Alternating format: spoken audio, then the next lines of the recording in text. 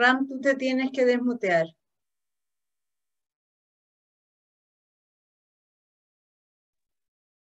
Bueno, buenas noches a todos en esta fría y lluviosa, por fin, noche santiaguina. Creo que hoy día no hizo más de 7 grados bajo 7 grados de máxima o anduvimos por ahí. Para mí y para Vilma es sumamente grato poder contar con la presencia de todos ustedes. Saludo especialmente a Sandy, que es dirigente de Galevsky de la comunidad judía de Cali. Se va a agregar también David Béjar, otro amigo, que es dirigente de la comunidad judía de la hermosa ciudad de Cartagena de Indias. Y a los hermanos de la filial Yehuda Levi, que nos acompañan esta noche.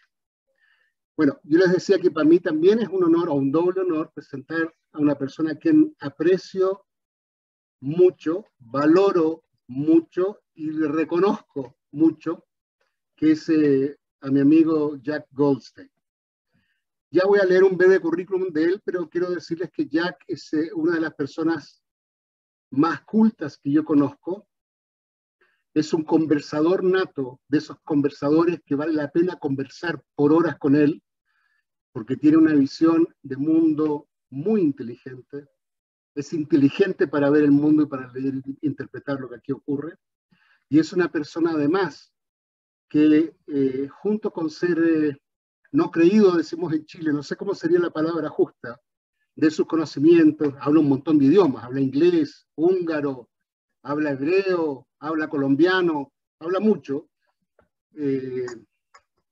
ya que es una persona que también se la ha jugado por sus principios y también incluso ha participado y ha incentivado conversaciones entre enemigos, conversaciones de paz, por ejemplo, en Colombia, entre miembros de la guerrilla o de la ex guerrilla con personas que a veces se oponían a los tratados de paz que se hicieron en Colombia, y era organizado esto. Junto a esto, ya que es un empedernido viajante, un caminante por todo el mundo, sobre todo a sitios remotos, esos sitios donde yo por lo menos no, la Vilma tampoco, o tal vez ninguno de nosotros se nos ocurriría visitar, él ha estado ahí. Entonces, digan ustedes, hagan una lista de los lugares donde no quieren ir, y probablemente Jack ya estuvo en eso donde no queremos ir, incluidos lugares que son peligrosos. Bien, terminado con esto, paso a la lectura básica de su currículum y a explicar el tema que nos convoca hoy, y que le agradezco doblemente a Jack, que está en Estados Unidos, entiendo en este momento, que va a poder participar con nosotros.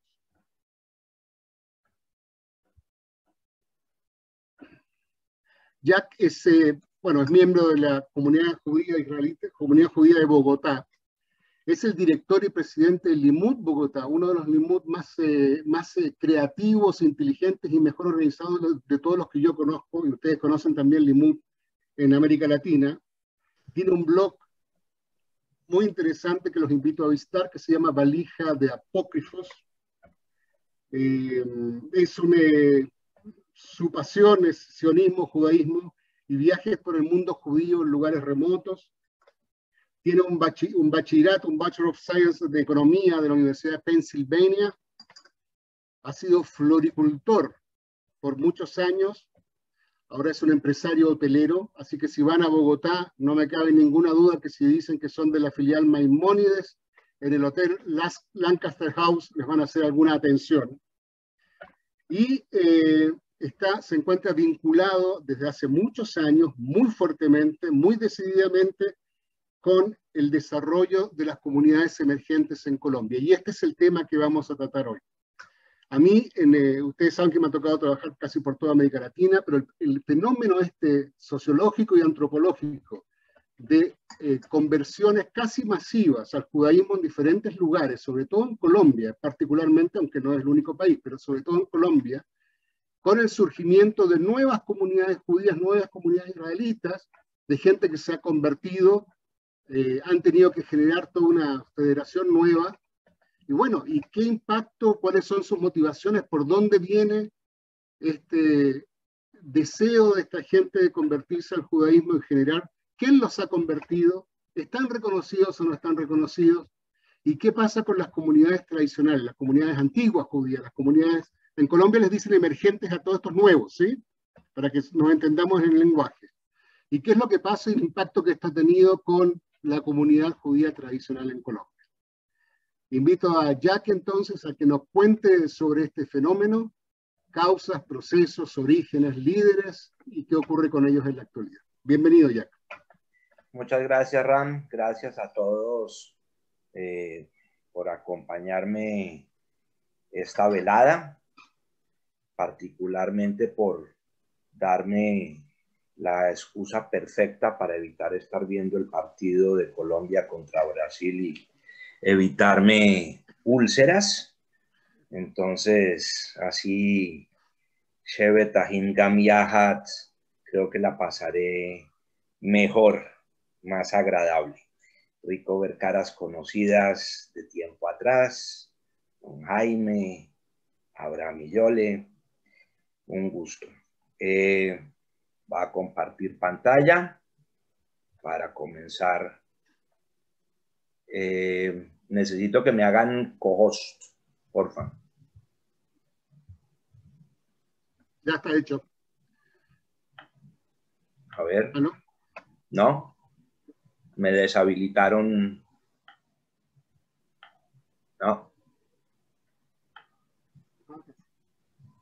¿Ahora? Ahora sí. Ahora sí. Ahora sí. Muy bien. ¿Estamos bien? Muy bien. Excelente. Entonces, el tema de hoy, para el que me invitó mi buen amigo Ram, con quien he compartido esos momentos bonitos e intensos, apasionantes que mencionaba, es el de comunidades emergentes en Colombia. Y como disclaimer, quiero decir que lo que voy a decir no es oficial, únicamente representa mi experiencia, mis puntos de vista, y lo voy a compartir de una manera íntima y directa, franca, como quizá pocas veces lo haya hecho. Y podrán ver ustedes algunas fotos que he conseguido para que vean ese proceso de una manera más real, más palpable. Entonces, ¿qué son estas comunidades emergentes? ¿Qué es ese fenómeno? Algo que ha pasado particularmente en Colombia de una manera decidida desde quizá unos 20, 25 años. Y hace referencia a grupos, bien sea familias, grupos de familias, barrios, o en casos extremos, iglesias o grupos de estudio.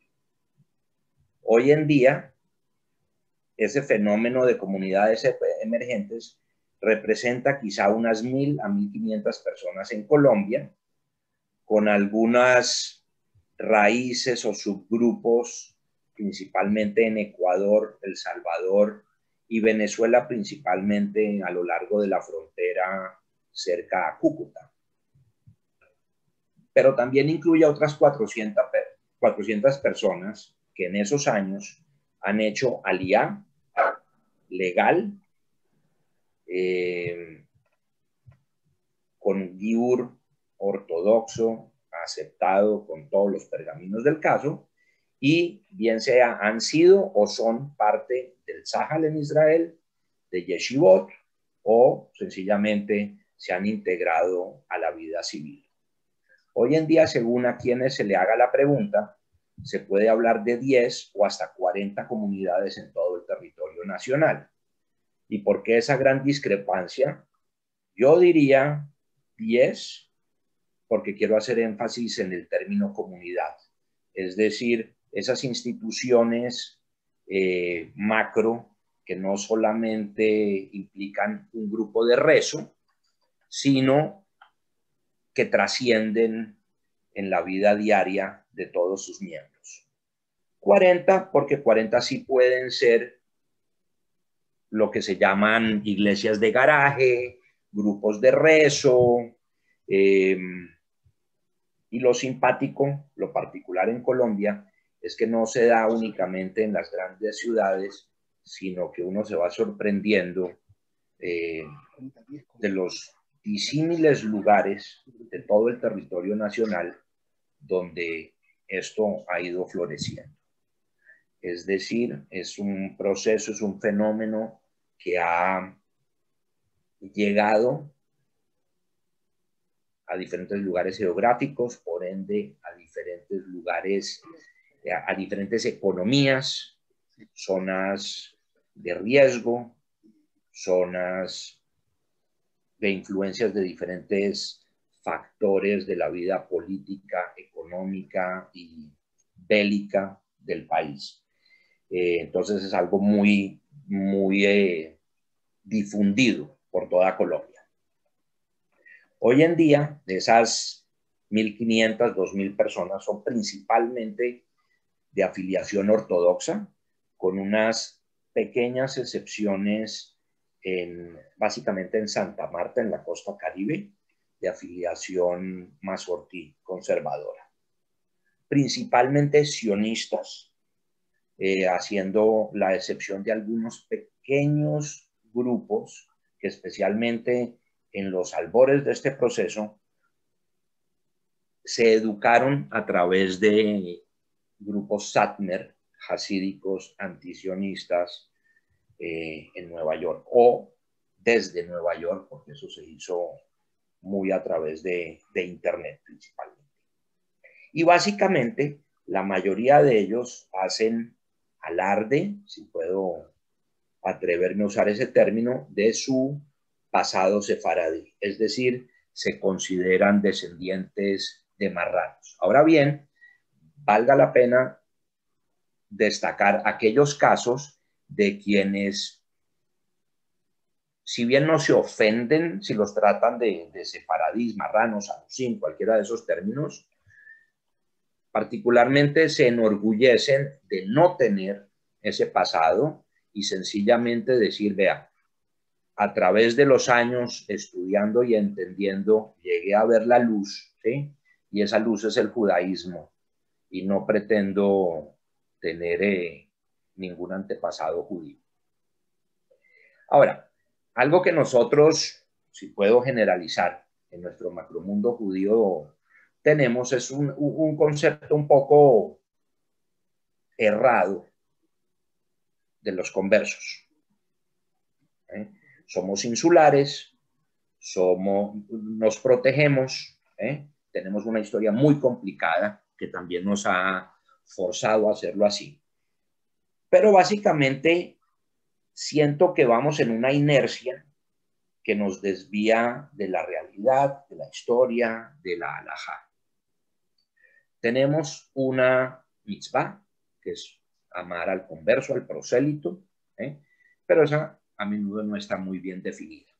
Hay conceptos en el Talmud que hablan de que tuvimos o fuimos, una de las razones para enviarnos al exilio en la diáspora es que le tocáramos los corazones a muchos no judíos para ver que ellos asuman el judaísmo, ¿no? Parte de cumplir la función de ser luz ante las naciones. Hay otros que hablan particularmente de los tzures, que nos traerán los conversos por ese amor quizá excesivo que el prosélito desarrolla por su nueva fe.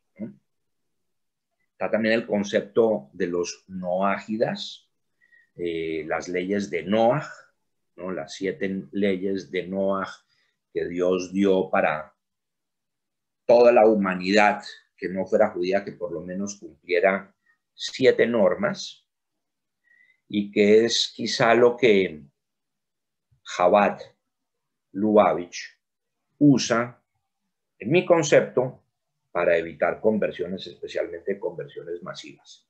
Es usar la carta de que ustedes sencillamente bien pueden cumplir las 7 leyes de Noé, que son las básicas de ser monoteísta, no robar, no matar, no codiciar y regirse por un código, un sistema de cortes, y no comer de animales vivos, es decir, hacer algún tipo de shejitá.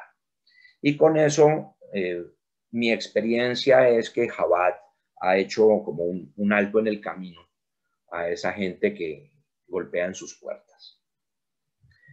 Conversiones masivas tenemos en nuestra historia desde que salimos de Egipto, ¿no? Éramos 600,000 más, un número masivo de otros pueblos.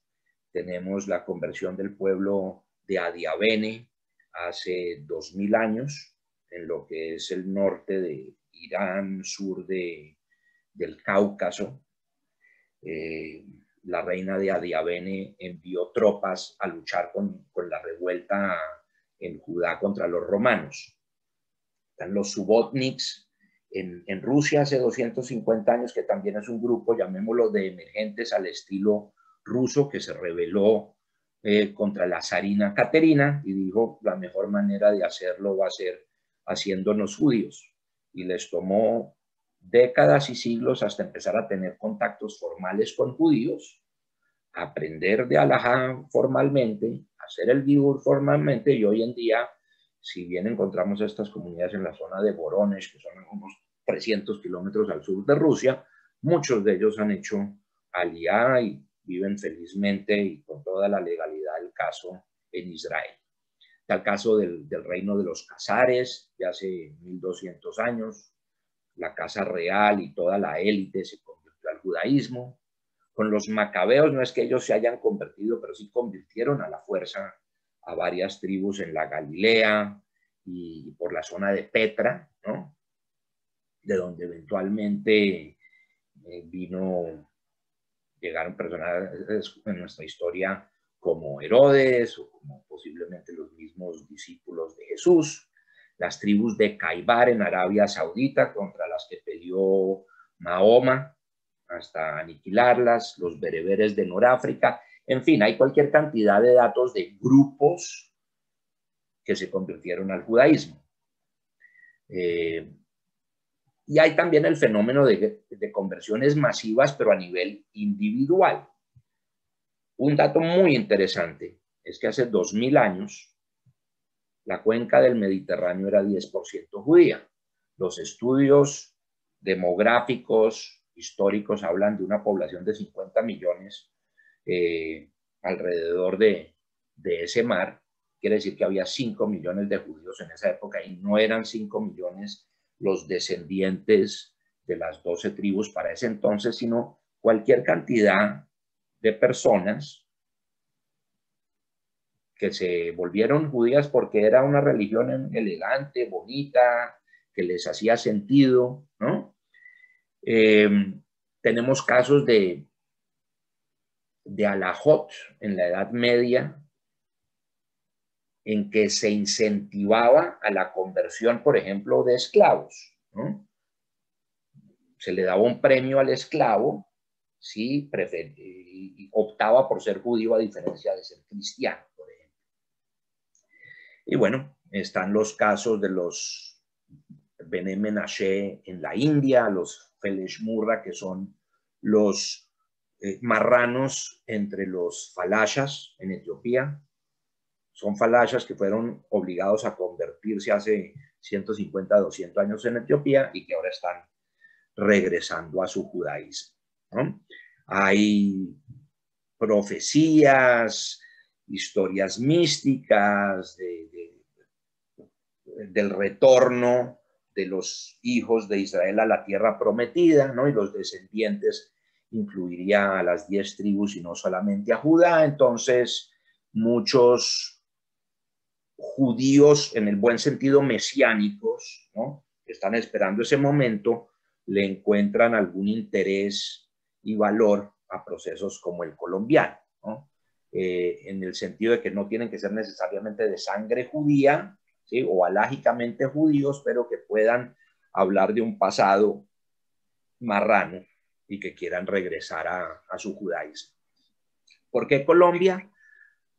Desde que tengo memoria, en Colombia siempre me crié con historias de que habían regiones como la de Medellín, que por su fuerza industrial, textil, debía tener un pasado judío. Muchas tradiciones en el campo, en esa zona de Antioquia, incluye virgencitas a la entrada de las puertas al estilo de Mezuzot, o un tipo de dieta particular en Semana Santa. El poncho que usan es perfectamente similar a un talit. En fin, hay cualquier cantidad de detalles que hacen pensar que la historia es coherente. Y la geografía de Colombia, que describe tanto de nuestro caos, también explica por qué pudo haber sido un particular lugar de destino a tantos marranos que río arriba y por tantas cordilleras y selvas lograron penetrar a lugares donde la Santísima Inquisición no llegaría. O sea, Colombia es un país de regiones, a diferencia de lo que es Chile. Con todo respeto a los acá presentes, pues Chile es Santiago y es un espagueti muy largo, con una geografía muy uniforme de norte a sur. Colombia es un desorden espantoso, es un país donde el bogotano es muy diferente al de Medellín, al Cali, Santa Marta, Cartagena. Cada uno tiene su idiosincrasia y ahí se mantiene distante de los centros de poder. Y eso también explica el caos del país, la corrupción, el narcotráfico, las guerrillas, y hay que entender muy bien el rol que la Iglesia tuvo en Colombia durante por lo menos 200 años, para no hablar de lo que la Iglesia implicó durante la conquista y la colonia. Colombia tuvo una constitución recontracatólica desde 1886 hasta 1991, y la Iglesia fue pilar de los partidos conservadores que dominaron Colombia durante las décadas de los 40, 50, en que explotó la violencia en el país. Entonces, la Iglesia, en sus altas jerarquías especialmente, están identificadas con los procesos fuertes de violencia. Y para mi gusto, todo ese desorden que vino a su cenit en el año 91 con su constitución, con el proceso de paz con la guerrilla del M-19, con la guerra contra el narcotráfico, la entrega de Pablo Escobar y demás, pues en un momento de romanticismo nos dio por hacer una constitución, si eso les suena conocido a ustedes en el sur. Nosotros la hicimos en un momento de mucha más sangre y quizá mucho más romanticismo. Entonces, pues, por lo menos sirvió para redactar una constitución liberal que permitiera igualdad de religiones, entre otras. Entonces, un país que hoy tiene 51 millones de habitantes y era 99% católico hasta hace poco, hoy, estos son unos números alegres míos, será 60% católico, 25% evangélico, 15% no afiliado, y hay un pocotón de personas, o no un pocotón, sino algunas, que les dio por ser aún más sofisticadas y se volvieron musulmanes, Hare Krishnas, mormones y judíos. Ahora, ¿qué es lo que pasa?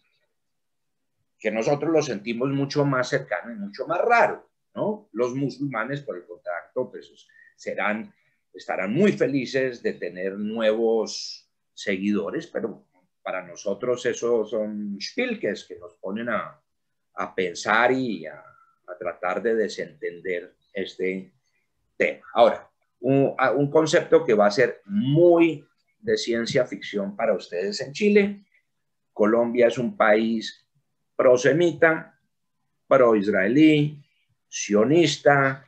Ese 25% evangélico es particularmente sionista. Cada vez que hay un programa en televisión, se discute, digamos, la última guerra en Gaza y se le pide a la teleaudiencia que vote. Los pastores whatsappean a su feligresía, todos en masa votan, y en Colombia la causa israelí gana 90 a 10. Entonces, todos esos son factores que permiten que la gente, el común de la gente, no esté distante. La comunidad palestina no vive en Bogotá, no vive en Medellín, no vive en Cali, vive en la costa, y no son ni remotamente tan activos como lo son en Chile.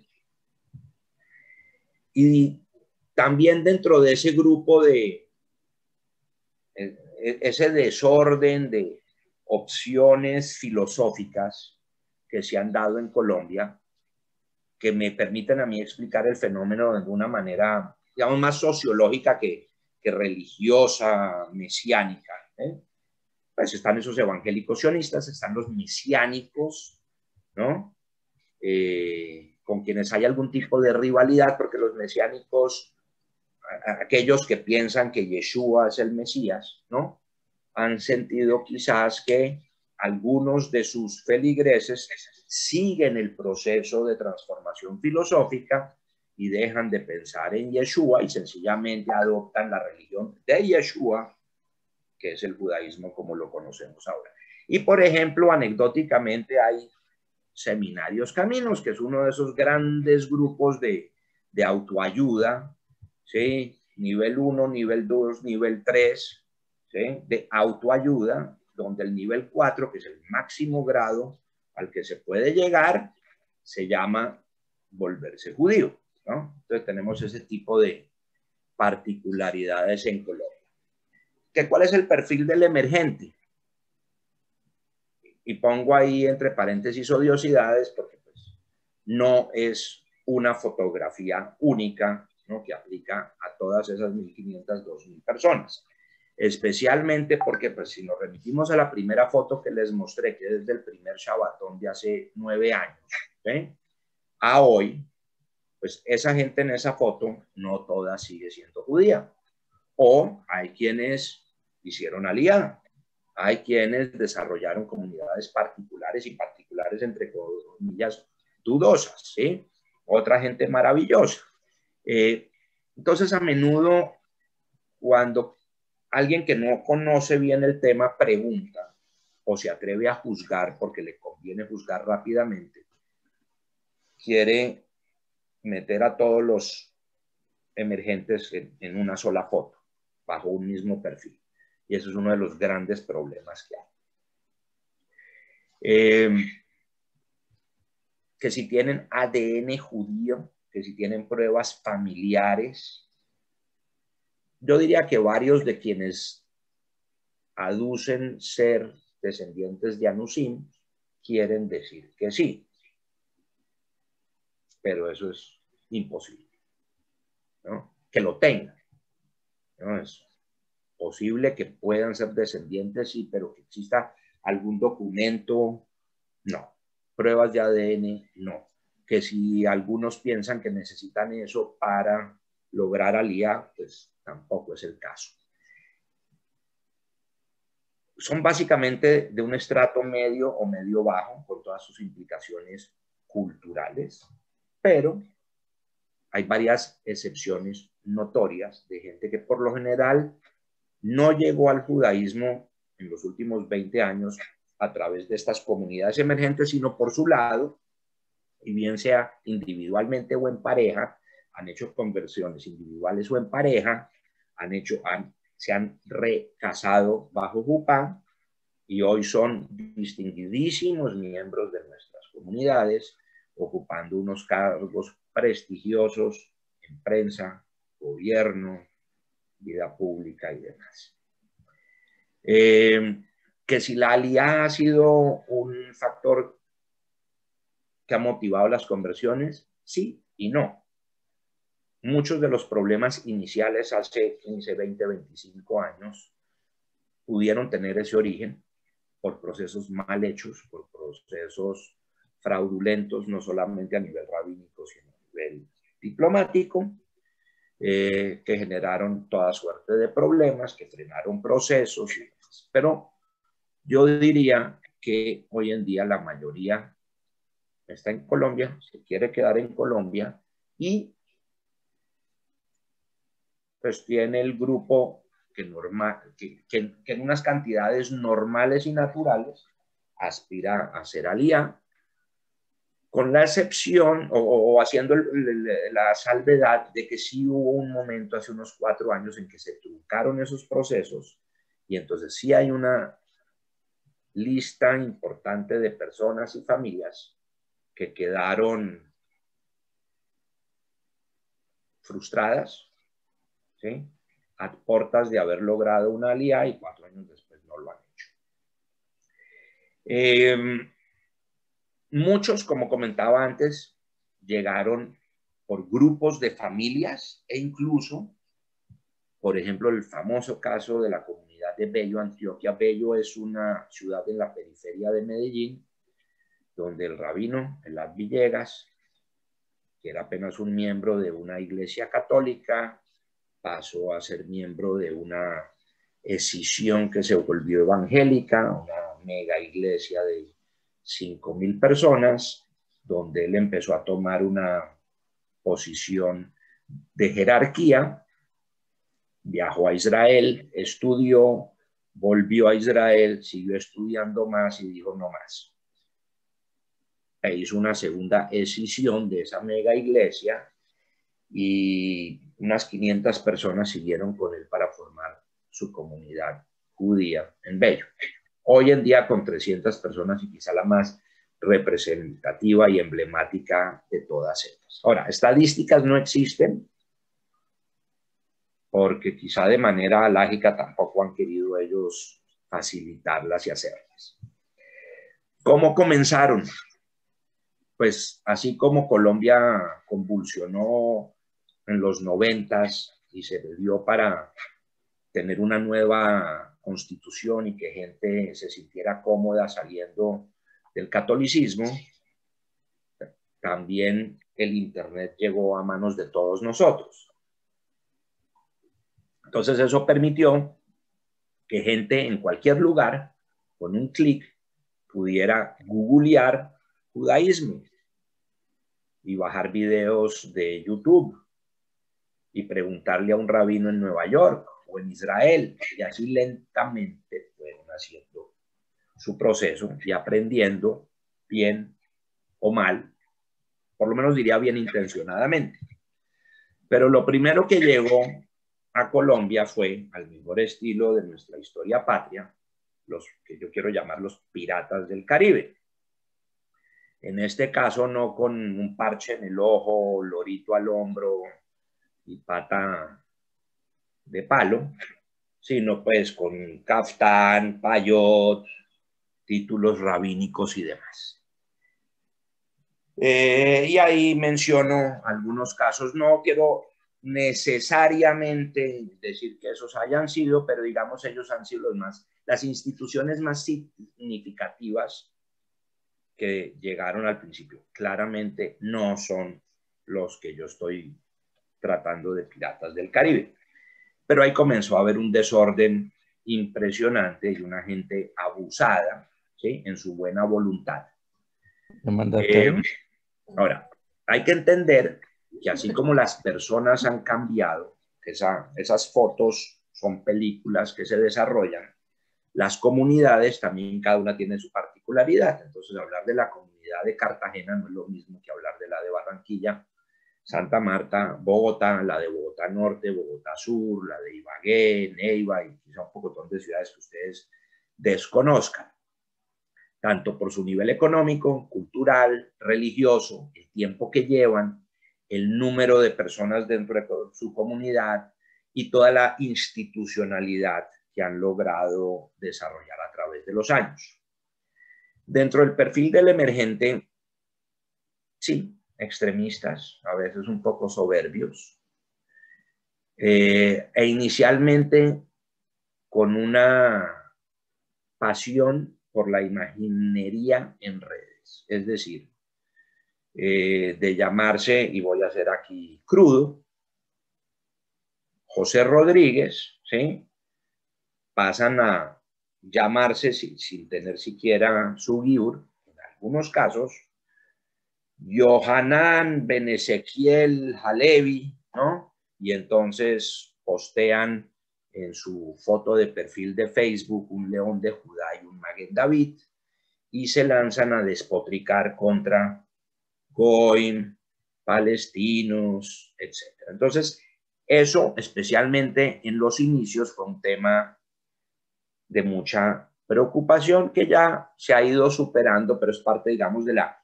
psicología de varios de ellos. Aquí, esto es una publicación reciente en prensa americana de lo que es este fenómeno. Ahora, ¿qué hay del otro lado? Nuestras comunidades tradicionales en Colombia, para comparar un poquito con Chile. Somos 9 comunidades en 4 ciudades, Bogotá, Cali, Barranquilla y Medellín, quizá en ese orden, apenas 3.500 personas, de 7.500 hace unos 25 años. Entonces, cuando hablamos de 1.500, 2.000 personas haciendo este proceso de conversión, pues entenderán el impacto y la magnitud de lo que esto representa para nosotros. Ahora, habiendo dicho eso, y si bien los números en Colombia van cayendo, tenemos muchas instituciones muy bonitas, débiles en temas de presupuesto, pero ahí vamos. Hace 40 años, ahí lo pongo entre comillas, una tacana se estableció, digamos más un pacto de convivencia entre rabinos y comunidades de Colombia que prohibió hacer conversiones. Entonces los procesos de conversiones que en ese momento solamente se podían imaginar de marujitas que se querían casar con moisesitos, pues se tenían que hacer a través de ciertos protocolos y únicamente con ciertos rabinos preestablecidos en otras latitudes. Entonces, 0 conversiones en Colombia durante 40 años, 0 dayanim, beidim para hacer este tipo de trabajos.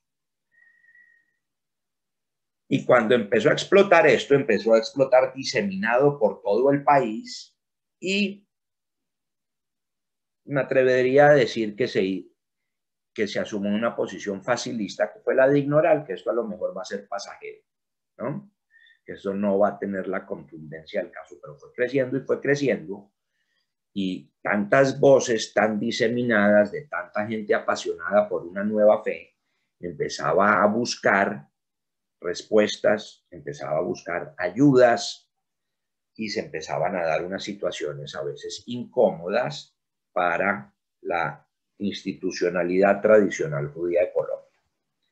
Y ahí es cuando se funda la Confederación de Comunidades Judías de Colombia, que es la institución sombrilla que reúne a esa institucionalidad tradicional, es decir, esas 9 comunidades de Sefaradim, Mizrahim, Ashkenazim en Colombia, y sus instituciones tipo Bnei Brit, Keren Kayemet, el colegio y demás, para diferenciar, haciendo términos de kashrut, la carne de la leche. Nosotros los judíos de sangre, de vientre judío, y ellos los que están en el proceso de conversión, o quienes pretenden llegar a ellos. Y diría yo que, salvo pues ciertas excepciones, el promedio, si podemos llegar a esas odiosidades, del judío colombiano, por ejemplo aquí el suscrito, pues no será tan religioso como ese emergente.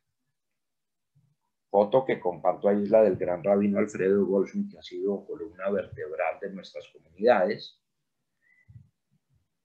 Y curiosamente, si bien es el gran rabino de Bogotá, rabino de la comunidad Ashkenazí, del centro israelita, ha sido un pilar fundamental para el desarrollo de estas comunidades emergentes, convencido de la mitzvah de amar al guerrero. ¿Cómo me vine yo a vincular?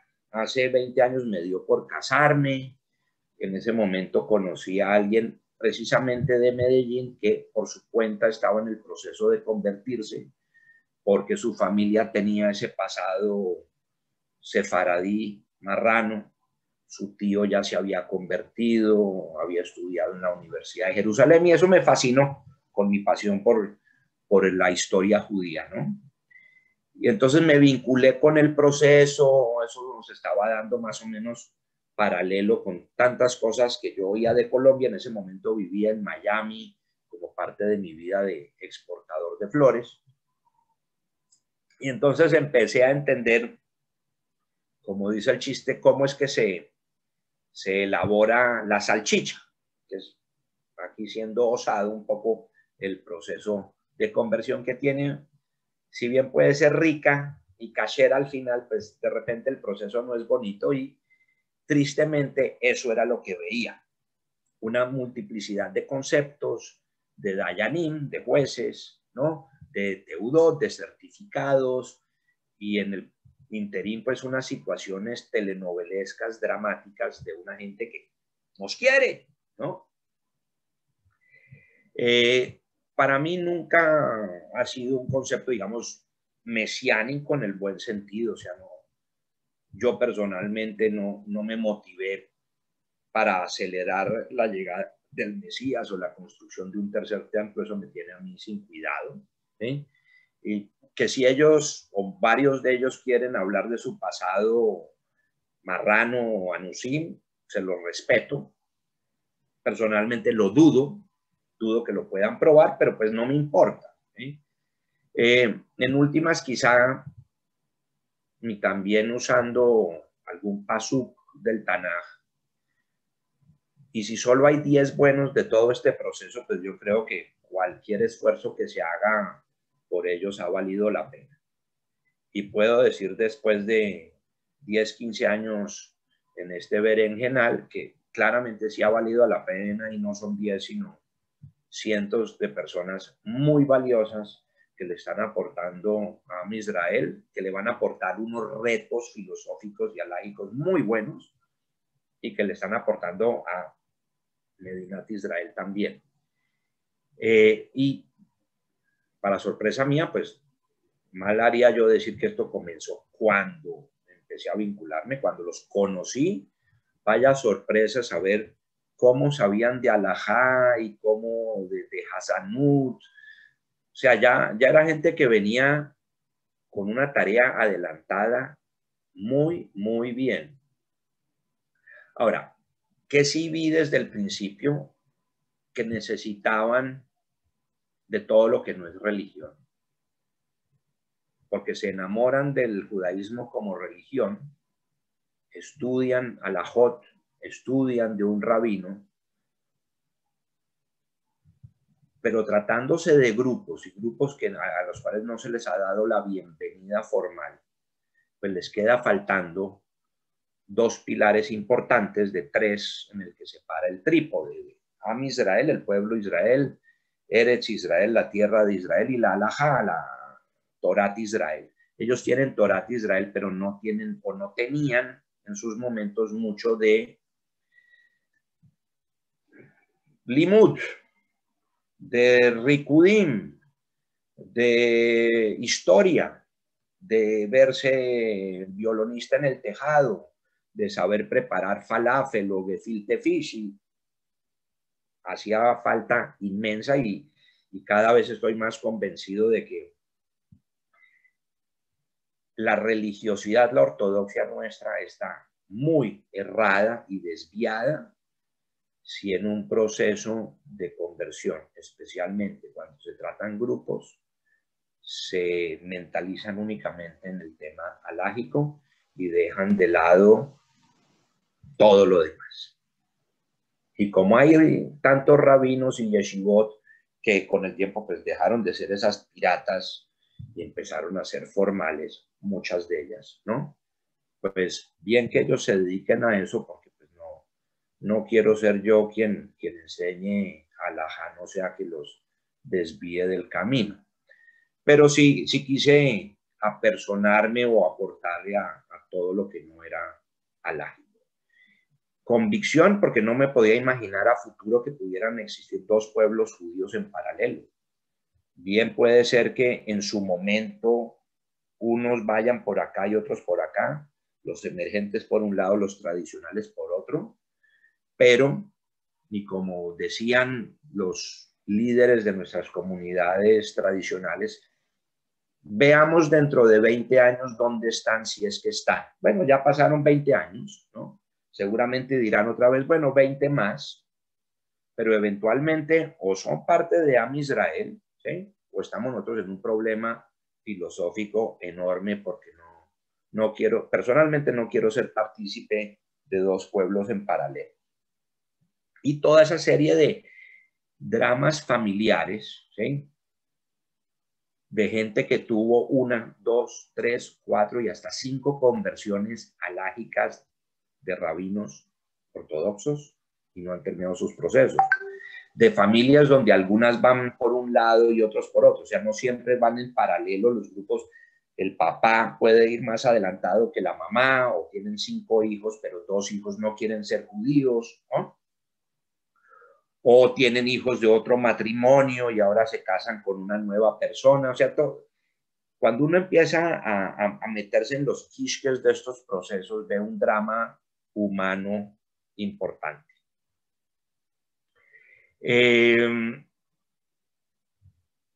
no hay alajot para estos procesos, ¿sí? O sea, procesos de grupos masivos no existen. Ahora, pero por el otro lado, lo que quizá los míos no quisieron entender también es que lo hacía para protegernos, porque Colombia es un país mafioso, guerrillero, narcotizado, raro, ¿eh? Vaya Dios a saber qué gente se pueda estar infiltrando en esos procesos, ¿eh?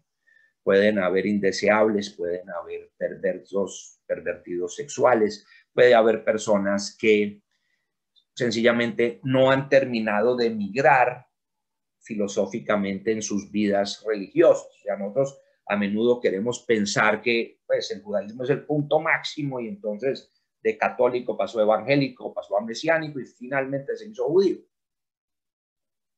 Pero hay gente que de judío pasa a ser ateo, pasa a ser musulmán, o se fumó más verde el cachito y terminó, vaya Dios a saber en qué.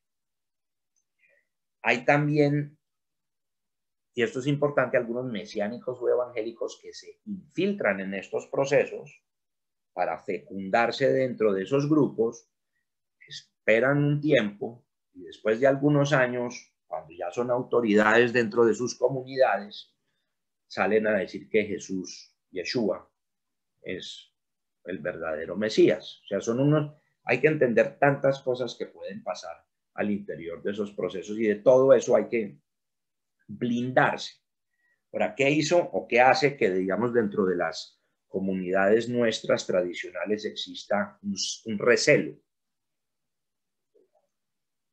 Debo comenzar tristemente con un tema racial. Colombia no es un país de migrantes, país muy cerrado, xenofóbico, entonces fuera de españoles, indios y negros, pues italianos, judíos, árabes, chinos, eso no existe. Entonces hay una diferencia racial evidente. Y para ser más ácido aún, eso también culturalmente se traduce a unos problemas lingüísticos, ¿sí? Donde pues es muy diciente cuando nosotros decimos Shabbat Shalom y el emergente dice Shabbat Shalom, ¿sí? ¿Sí? O su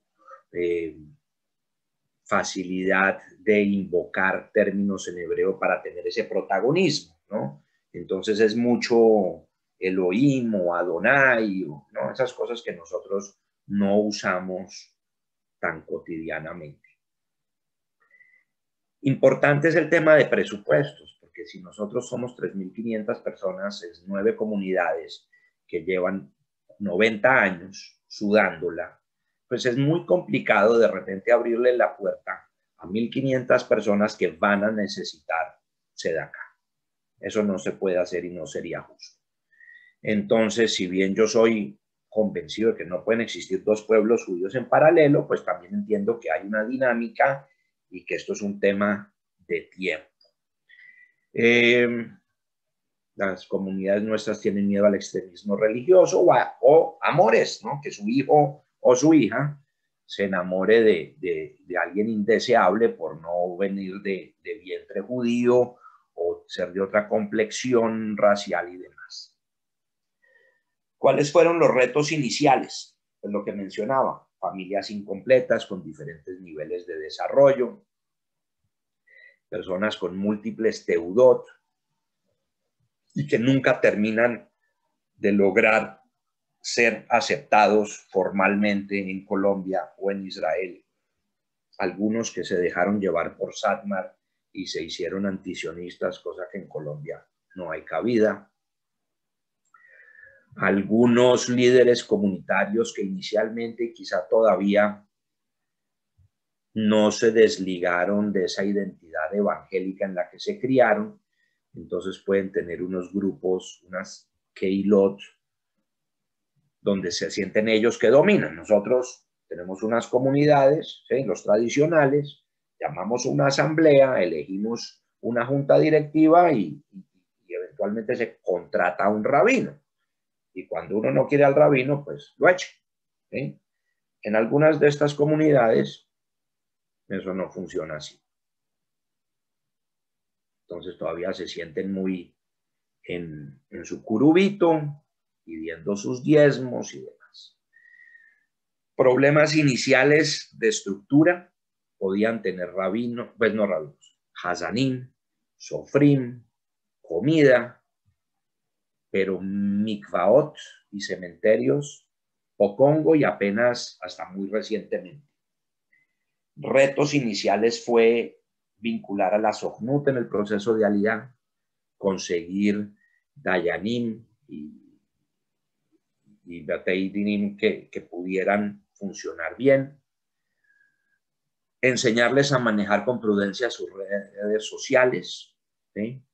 Sacarlos de esa mentalidad de Schnorrer, de que golpean y como que les debemos aportar todo sin el gracias y nunca es suficiente, ¿no?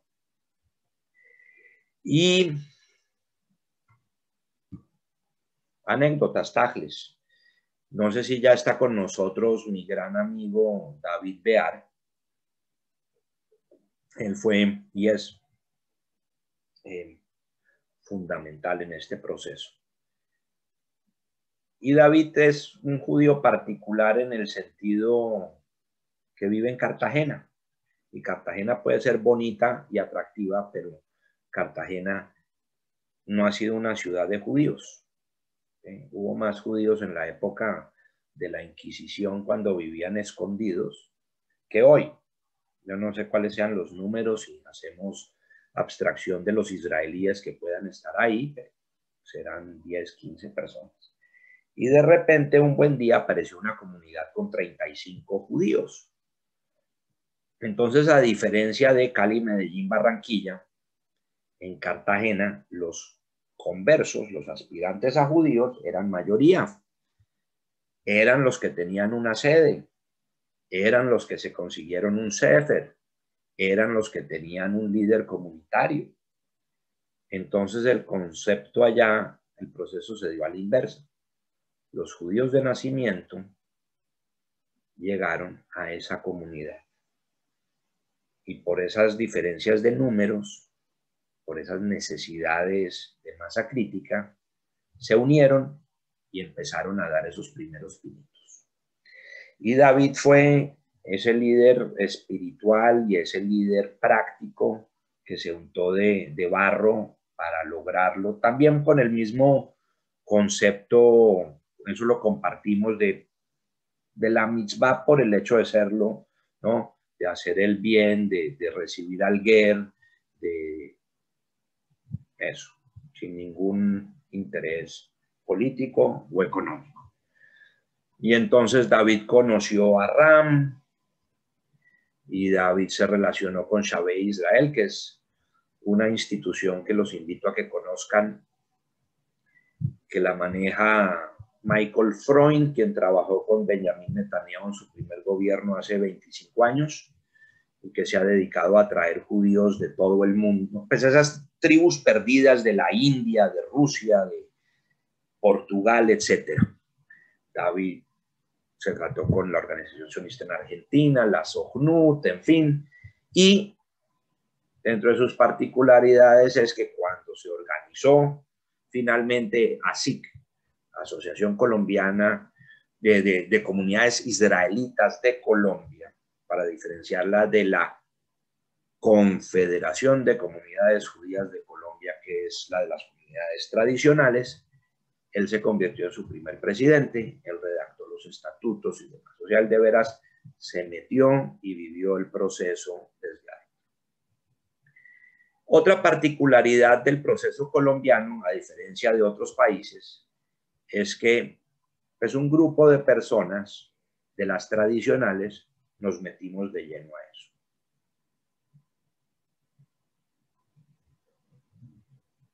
Al señor Gilinski, que es el gran Parnás, convencido de muchas causas. El gran rabino Alfredo Goldschmidt, maravilloso. Convencido del proceso y remando en contra de la corriente con toda la berraquera del caso, lo ha hecho maravillosamente estos 20 años.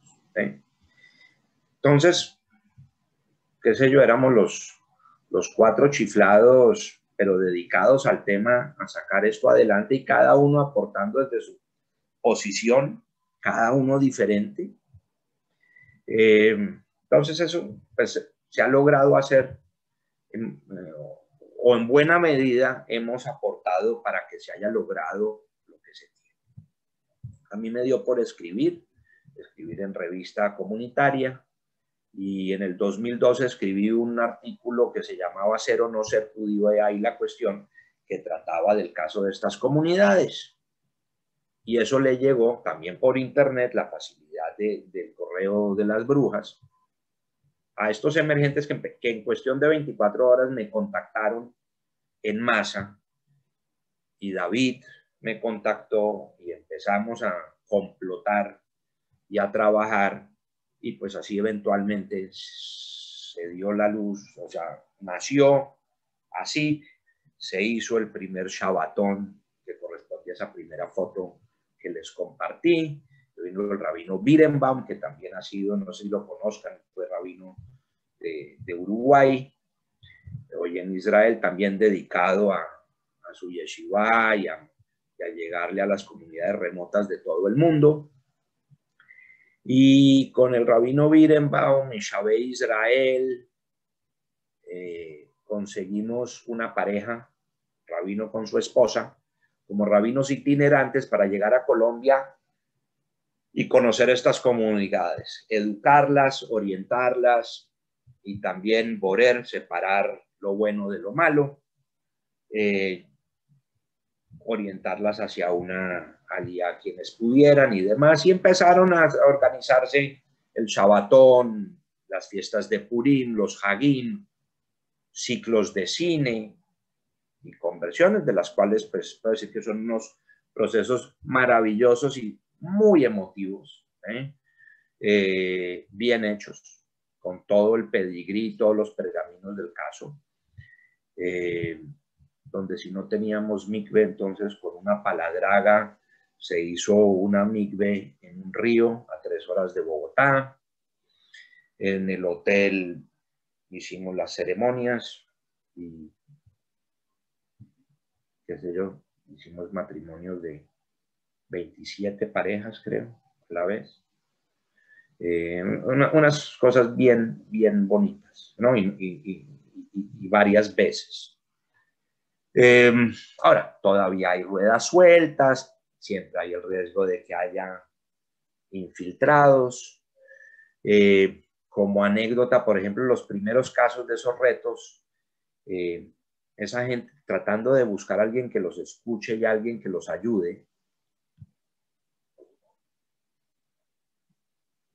Uno de ellos concibió la idea de llegarle al Ministerio del Interior y dentro de todo lo que implica la Constitución del 91 en Colombia, presentarse como un grupo étnico particular, ¿sí?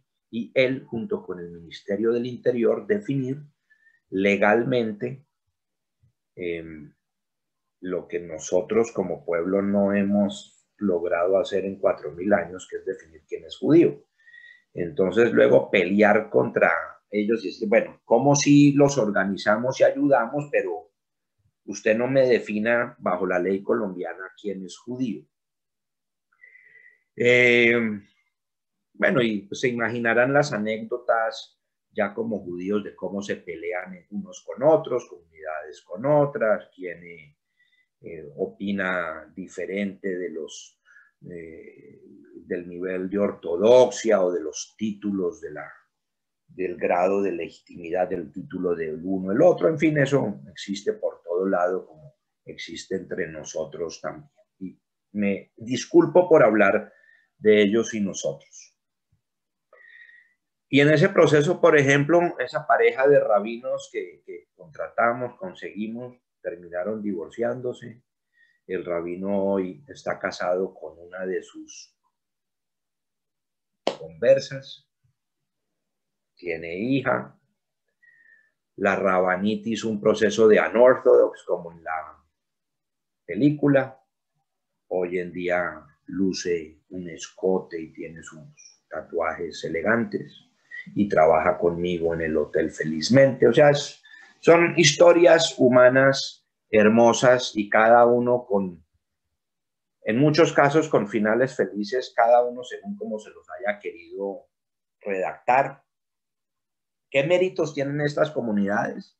Bueno, ya han pasado 20 o 25 años. Entonces, cuando de nuestras comunidades tradicionales dicen o decían, bueno, pase la prueba de 20 años siendo judío, bueno, ya las tienen. Entonces, ahorita que en una foto pasada estaba el rabino Elad Villegas en el bar mitzvah de su hijo y con el papá. O sea, son 3 generaciones de judíos. O sea, ya no estamos hablando de casos fortuitos, de casos excepcionales. Si bien puede haber manzanas podridas, gente que a lo mejor todavía no se ha definido, hay mucha gente muy valiosa, muy comprometida y que lo hace muy bien. Para el caso, ahí tienen la foto del Hazán de la sinagoga de Singapur, de apellido Zawadi, que como podrán imaginarse, su abuelo era musulmán en Cartagena, pero después de haber sido el Hazán en Atenas, hoy lo hace en Singapur.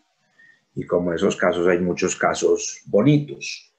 Y de Aliyá, hasta el caso particular de la NUSI, que es la comunidad tradicional en Cali, una comunidad pequeña de orientación mazortí, que no le ha visto ningún problema y por el contrario le da la bienvenida a quienes hacen esos procesos de conversión. Algunos han pasado por esos procesos de grupos emergentes y otros no, pero hoy en día la NUSI en Cali se nutre de conversos y funciona divinamente. Y a lo largo de los años pues, se han logrado desarrollar espacios comunes entre tradicionales y emergentes. Lo que llamamos el Tanaj, que es la sesión de Zoom hoy en día en Internet, pero antes presencial, en que un grupo de amigos, qué sé yo, 15, 20 personas nos reunimos con el rabino a hablar. Alguna vez logramos hacer una reunión en que se integró a una de las comunidades emergentes. Algunos de ellos en cuotas se invitan a actos como Yom Ha'atzmaut, Yom HaShoah y demás. En Limud, que dirijo en Colombia y lo mantengo independiente de la institucionalidad para evitar que me regulen, pues le he dado también la bienvenida a emergentes para que participen como asistentes o como presentadores, ¿no? Han tenido sus contactos con la embajada, han visitado el Beit Avot, en fin, y de este tipo de charlas de Zoom han participado. En el blog que tengo también han dado sus charlas más de una vez, muchos artículos de ellos, por ellos o sobre ellos que podrán encontrar en el blog, y ahí pues podrán en su tiempo cada uno de ustedes mirar más. Tienen hoy rabinos, Hazanim, Sofrim, Moel, Shohet, Morim, todo lo que quieran. Eso existe entre ellos. Con la Confederación se ha establecido una comunicación para temas de Asbará, para temas de seguridad y en relaciones públicas, ¿no? Para saber cómo manejar prensa y demás. Incluso en Medellín, más allá de que saben hacer su kashrut, también ha tenido una persona instrumental para temas forenses, que a veces en Colombia son bien importantes. Y por ejemplo, algo particular diría que ya dejó de ser un tema diario, que era en Colombia los emergentes durante un par de décadas, ¿no? Hoy ya quizá ambos grupos se han resignado a las realidades. Los emergentes han entendido que no van a ser parte de las comunidades que existen hoy en día, que la situación con jueces, cortes, Sojnut y demás tendrá que esperar, pero mientras tanto funcionan y por su lado van bien, ¿sí? Y pues para el caso han demostrado pues que tantos años después ahí siguen. Entonces dejó de ser tema y eso creo que puede ser bueno para calmar las emociones y permitir que sigan madurando. Mojan prensa internacional, como les mostré, a menudo los contactan y son ellos los que dan las respuestas acertadas sobre judaísmo o Israel, especialmente digamos en Medellín. En Medellín hay más emergentes que judíos de bien, ¿no? Entonces, pues a menudo son ellos los que van a las universidades a dar la exposición o a contestar un artículo de prensa. Retos a futuro, pues sí, que logren pararse en esas tres patas que mencionaba yo, que no sea solamente su religiosidad, porque con esa dudo que puedan trascender más generaciones. Tendrán que aprender a comer falafel y gefilte fish y bailar jora, y eso lo hacen, ¿sí? Pero tienen que hacerlo más, ¿sí? O sea, uno no les puede, o sea, mal haríamos exigirle a ellos que tengan padres que hayan pasado por la Shoah, ¿no? O que hayan aportado a las guerras, a la guerra de independencia a Israel, ¿eh? No estaban, ¿eh?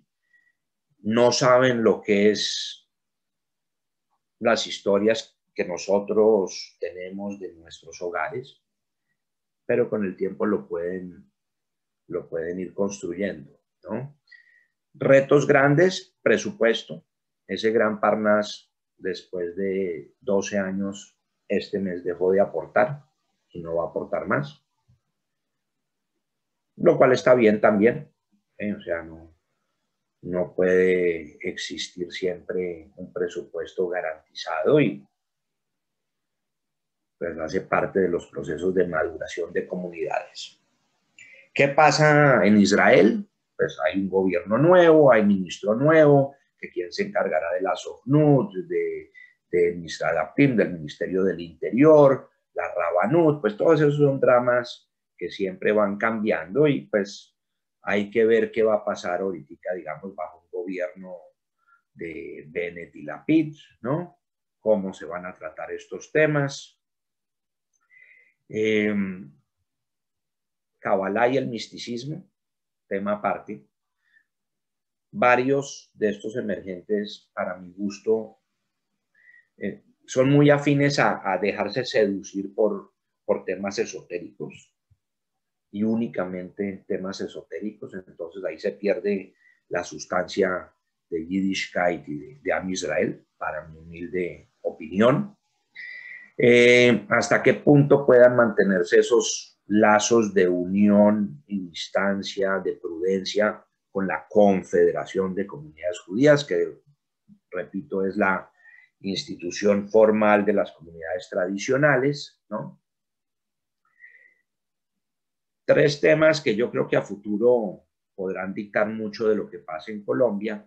Creo que es lo que en últimas dicta el futuro de muchas situaciones sociales, fenómenos en el mundo, es temas de amor.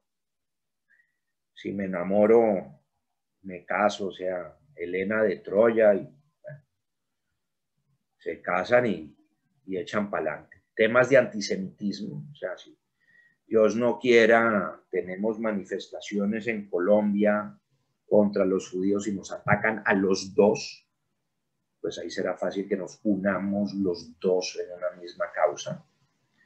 Y temas de masa crítica, pues como buenamente lo hizo Cartagena, y es que pues si no existe el presupuesto para un rabino, por aparte, pues conjuntamente sí, y si las proyecciones de la demografía judía en Colombia siguen como van, pues seguramente a eso llegaremos. Entonces, ¿emergirán? ¿Se sumergirán? ¿No? Esa es la gran pregunta.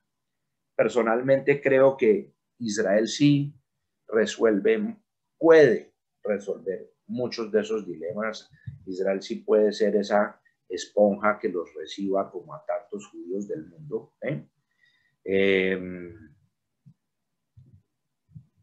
A nivel de nuestras comunidades será difícil. Yo creo que hay muchas cosas que se podrán articular bien, pero ojalá nunca llegue al momento en que se hable de dos pueblos en paralelo, por lo menos en Colombia.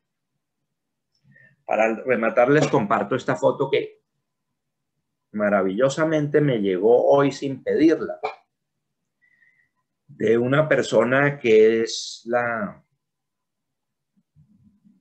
la columna vertebral de la comunidad en Cúcuta y por ende de las comunidades en la periferia del otro lado de la frontera en la Venezuela bolivariana. Entonces ustedes bien pueden leer ahí lo bonito de esa frase. Mi nieto Noam Lifshitz se ganó su premio en la fiesta de Humash como mejor lector y cantor de Sefer Bereshit de los alumnos de primero de primaria en Bet Shemesh. Entonces es la tercera generación ya en Israel ganándose un concurso en Bet Shemesh, no en una comunidad de emergentes, no en un mercaz clita con recién llegados, ¿no? Es un nieto Sabra, haciendo su vida felizmente en Israel y además, por ejemplo, con este otro detallito. Ese niño es nieto de Rabbi Yitzhak Lifshitz de Pisgat Ze'ev en Jerusalén, bisnieto del Rab Ze'ev Chaim Lifshitz de santa memoria de la casa rabínita Litvak. O sea, ese es hijo, nieto, bisnieto, tataranieto de grandes rabinos, que por el otro lado es hijo y nieto de emergentes. Y así se pueden hacer cosas bien bonitas. Para concluir, lecturas, links, enlaces recomendados, Shavei Israel, ahí me faltó el shaveiisrael.org, que es la organización de Michael Freund dedicada a traer a Israel tribus perdidas o Anusim.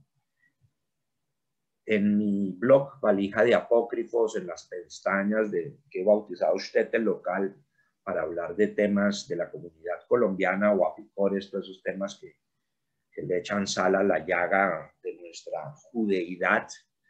Y hay otra de entrevistas donde podrán ver y leer mucho de este tema. El rabino Eliyahu Birenbaum.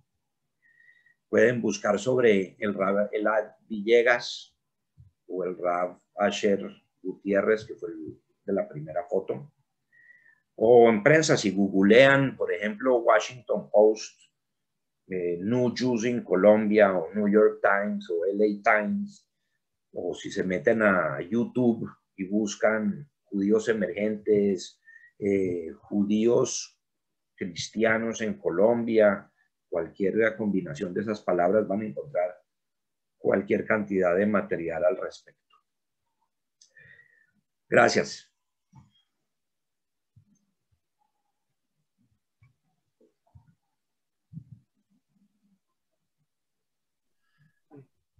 Muchas gracias, querido Jack, por esta completa, detallada y buena presentación sobre este fenómeno que acá en Chile, si bien existen, por supuesto, algunas conversiones, no existe este fenómeno que han vivido ustedes en Colombia, y destaco tu labor y la de los pocos locos que están ahí, 5 o 6 gatos locos de la comunidad que están envueltos en esto.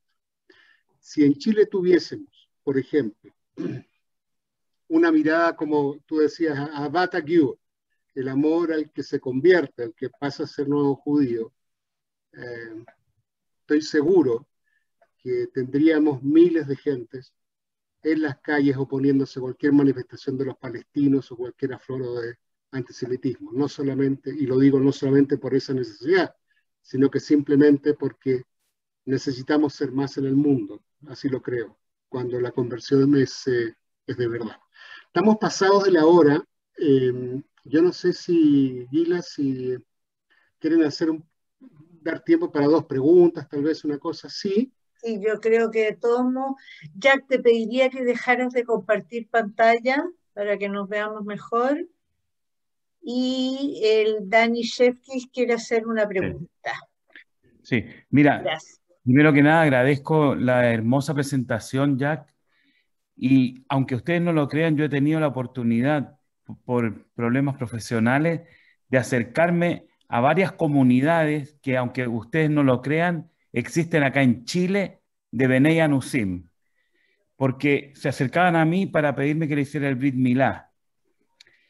Y yo he estado en comunidades acá en pleno Santiago, en las cuales uno llega a un salón con un Arona Kodesh, con Sefarim de Torá, con todos rezando, con Taleisim, con Filim, y son todos Anusim. Y dicen ser ellos descendientes de marranos, así mismo como nos explicó el Jack.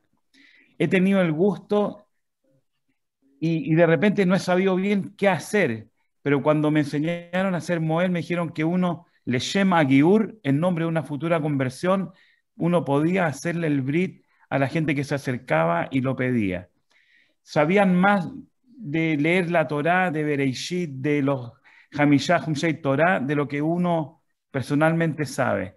Y yo me he llevado grandes sorpresas. Yo lo he comentado con algunos amigos cercanos de estos judíos que nosotros los desconocemos, y es un tema oculto dentro de nuestras comunidades, porque en rigor ellos tocan cuanta puerta pueden y en pocos lugares les han abierto las puertas. Yo lo he visto así, proceso como tú decías, Jack, de conversiones y de múltiples teudot de conversión con este, con el otro, empiezan, nunca terminan, porque nunca les han dado la oportunidad quizás de hacer las cosas como corresponde.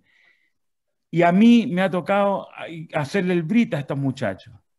Y no solo niños recién nacidos, sino que en un tiempo me pedían que por favor le hiciera a los adultos, y con un urólogo también de la comunidad. De hecho, N Brit Milot para gente que trataba de convertirse. Es una cosa que a uno le cuesta entender, pero la realidad existe aquí en nuestro país. Y yo no sé cuántos de los que estamos aquí en el Zoom saben de esta historia. Yo les digo que yo personalmente la he vivido, la he incluso sufrido, porque en realidad es algo que a uno le llama mucho la atención y no sé bien cómo poder explicarle la sensación que uno tiene de ver a judíos con barba, peyes, kipot, porque muchos lo hago en la consulta. Llegan y me dicen, doctor, están su gente esperándolos afuera en la sala de espera. Yo salgo, creo que como vinieron de Natura y Carta, una cosa de ese estilo. Es algo que me ha llamado mucho la atención y existe aquí en nuestra propia ciudad. Eso es lo que quería comentar a tu presentación. ¿Otra pregunta? Gracias, Dani. ¿Algún Yo comentario? tengo una pregunta. Gila. ¿Se salvó? O sea, el tema me pareció sorprendente, interesantísimo, etcétera, pero lo que no me quedó claro de alguna forma es tu postura respecto a si esto finalmente, entre que tú hablas de ellos y nosotros, etcétera, si en la práctica tú ves que esto tiene futuro, si realmente crees en que esto, como decía Ram en algún minuto, va a permitir que crezcan los judíos en el mundo. O sea, no me quedó muy clara tu visión final. Entonces, diría lo siguiente. Uno, yo le apuesto a que algún día no exista la incomodidad ni la necesidad de hablar de ellos y nosotros. ¿Okay? No creo en eso, va en contra de mis conceptos halágicos o humanistas de lo que es un giur. Yo no soy ortodoxo para nada, ¿no? Es más, lo que estoy haciendo o lo que he hecho ha ido en contravía de cierta institucionalidad muy conservadora, que prefiere evitar estos temas. Como mencionaba, esto no es un grupo homogéneo. Entonces, algunos llegarán a buen puerto y otros no. El proceso en Colombia iba creciendo quizá exponencialmente desde números pequeños, o para lo que representa la comunidad judía tradicional, ¿no? Que hayan 500, 1000, 1500, 2000, ¿sí?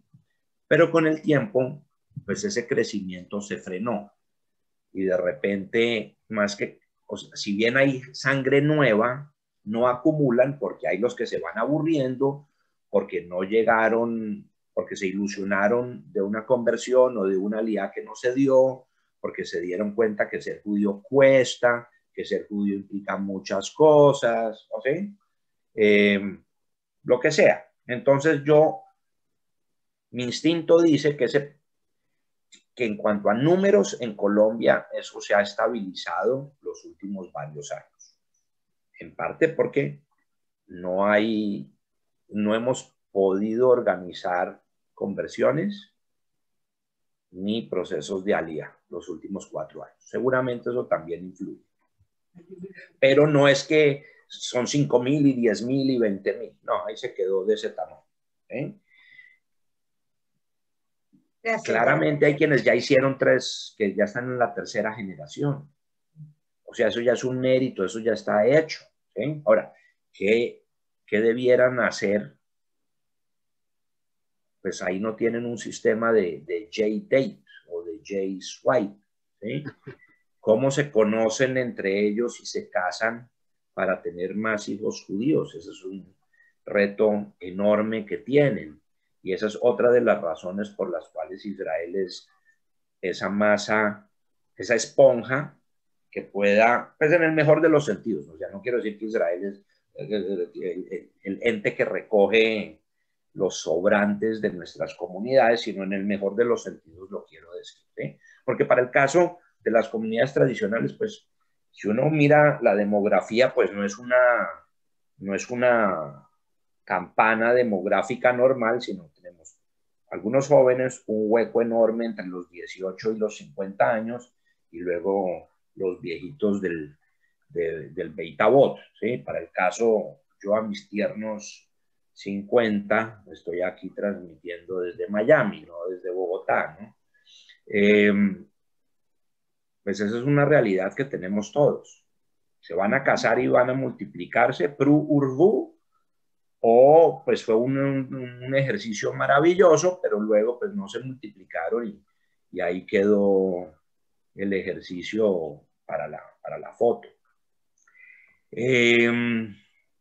Tengo a Jaime de Mayo que levantó la mano, quería hacer una pregunta. Jaime. Sí, gracias. No, quería hacer un comentario que hay que tener muy presente que la Torá especifica mucho, muy claramente que al converso es como parte de uno. Uno no puede hacer ninguna diferenciación. De hecho, ni siquiera dice que tú puedes nombrarle su vida anterior. Entonces, lo que quiero expresar es que si la gente realmente se incorpora, no hay diferencia si realmente hacen su proceso. Quería eso es destacar lo que hay que que la llegar. Torá, de hecho, prohíbe como hacer, como eras tú antes, sino que el que viene, y si viene con todas de la ley por expresarlo, uno no puede expresar diferencia.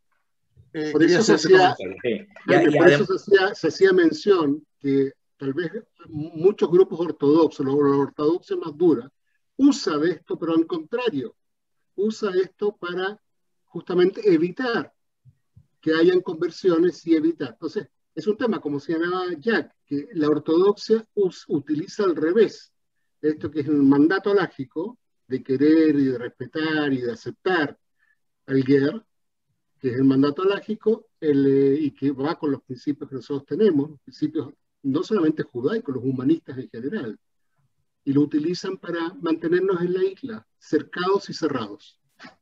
Ya, tú agregaría yo una cosa más. Disculpa, tengo una cosita. Sí, una vez que tú estás adentro, se cumple la cuestión del ger.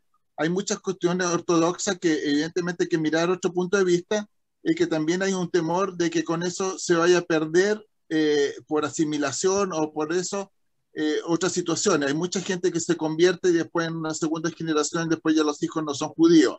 Entonces, el concepto ahí de la precaución es que si se hace un proceso, una vez que estás dentro, ya no tiene que haber ninguna diferenciación, y eso es lo que dice la parte de la Torá, más que el proceso previo. Eso nomás, muchas gracias. Y yo agregaría ahí lo que hay que entender o criticar del término castellano de emergente, ¿no? Con el cual nunca me he sentido cómodo, porque emergente implica, qué sé yo, la espuma de la Coca-Cola en el vaso que está subiendo de nivel, ¿sí? Pero cuando uno termina de servir, la espuma se aposenta y queda en su nivel. O sea, uno no puede, mal haríamos tratar a toda esta gente y estas comunidades como un eterno proceso emergente, ¿sí? Es un proceso que tiene que llegar a un punto, ¿sí? Y cuando llegan a ese punto ya dejan de emerger, ya hicieron su proceso, son judíos, tanto alágicamente porque hicieron el iur, ¿sí? Como filosóficamente ya uno puede decir que ya siempre podrán haber las odiosidades de pedir más grados de perfección, ¿sí? Pero ni eso es lógico, ni eso es práctico, ni eso se da especialmente cuando son masas. Vuelve y juega, no son procesos de una persona que se quiere convertir porque quiere convertirse o porque se está casando con alguien y el rabino o el maestro la pule hasta cuando dice, listo, ya se puede ir a su tribunal rabínico a hacer su conversión. Cuando ya hay 2 o más personas o cientos de personas, ¿no? Es un poquito como cuando salimos de Mitzrayim y en el desierto Naaseh Benishba, y seguramente en ese momento también había una gente más aventajada, más culta, más religiosa, y otros que seguían con su becerro de oro, Naaseh Benishba, y todos entramos en esa colada, como fue de alguna manera el caso que se dio con rusos, con etíopes. Hay que buscarle esa sabiduría talmúdica para resolver estos temas de nuestra generación, que creo que sí es, por lo menos en Colombia, sí es el gran reto que tenemos alágicamente y para nuestra práctica, nuestra supervivencia numérica en Colombia. Muchas gracias, Jack. Gracias. Abraham Jack, tiene la última pregunta, perdón. Bien. Abraham me pidió la palabra y con eso cerramos. Breve, Abraham. Muchas gracias, súper breve. Querido Jack, una cosa es escucharte y escuchar desde la perspectiva y la óptica tuya de todo lo que has hecho, que es espectacular. Y otra cosa es tener el privilegio de poder haber asistido a una de las sesiones. Pues Jack tiene este blog que él hablaba y todos los días lunes tiene charlas de Zoom que son espectaculares. Aprovecho para hacer el aviso. Todos los lunes a las 8 de la noche, hora chilena, a las 9 de la noche, hora chilena. Son fantásticas. Si quieren, después yo le mando a Ram la programación y se meten feliz. Jack los recibe con los brazos abiertos. Pero básicamente tuvimos la oportunidad de estar con uno de los rabinos que contó la historia de su comunidad. Creo que es una de las importantes, donde este rabino ya va en la tercera generación, si no me equivoco, y él vivió un proceso de estudio en yeshivot, en Jerusalén, con una rigurosidad que yo no sería capaz de hacerlo, y muchos de nosotros tampoco. La comunidad le dio beca, se consiguió fondos para poder hacerlo. El tipo dedicó no sé cuántos años de su vida a eso. Y hoy día tiene una tremenda comunidad que es la envidia de todo el mundo. Sería muy interesante, Jack, si eventualmente la filial de ustedes quiere, y en una de esas nos unimos con la nuestra y otra, tenerlo a ese rabino y que vuelva a repetir esa charla porque es súper ilustrativa de cómo se vivió el proceso, pero desde el lado del punto de vista de ellos. Así es, sería muy bueno. Coordinémoslo, Jack, Abraham, Gila, León, coordinemos la filial, si está interesada podemos coordinar. Me imagino que se refiere a Elad, ¿no? Jack, claro que sí. Sí, y en el espacio de los lunes también tuvimos una vez al rabino Asher Gutiérrez, hoy dirigiendo una comunidad en Cali.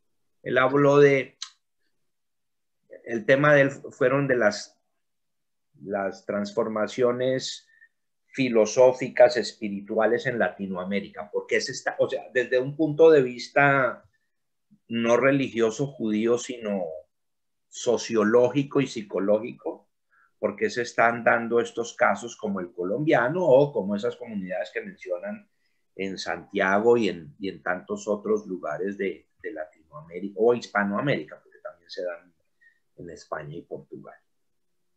Ok, yo único espero que Elad Villegas se haya recuperado. Elad, estoy en contacto con él del serio accidente que tuvo. Ya nuevamente con agradecerte a nombre de nuestra filial y de todos que nos escuchamos y el placer de tenerte. Espero pronto tenerte por Santiago cuando todo esto pase y nos tomemos unos buenos vinos chilenos entre todos, o si nos vemos en Bogotá con un muy buen ron colombiano. Whisky. Yo a esa parte colombiana no le paro muchas bolas. Sí, me acuerdo que la última vez que nos vimos fue por un whisky. Me acuerdo. Muchas gracias, Jack. Muchas gracias. Elías sí. Colodro quiere compartir algo. Sí, te entregamos, Jack, en agradecimiento a tu gentileza y a tu tiempo. La filial ha querido rendirte un homenaje. Esto te va a llegar por correo. Oh, wow, qué bonito. Muchísimas gracias. Es un certificado para el programa que mantiene Benedit de becas para estudiantes universitarios que va en apoyo de todos aquellos muchachos judíos que, teniendo y reuniendo las condiciones académicas necesarias y válidas, carecen de los recursos para financiar sus carreras. Qué bonito. Me gustaría corresponder igualmente a esa noble causa. Usted me dirá cómo hacemos eso, Ram. Muchas gracias a todos. Gracias a ti. Muchas gracias, muy interesante. Gracias. Es un temón. Es un temón el que acaba de plantear Jack. Muy bien. Volvemos. Entonces, muchas gracias. Un aplauso a ti, Jack. Gracias a todos. Gusto de verte, Sandy, y hermanos de la ayuda, Levi. Muchas gracias.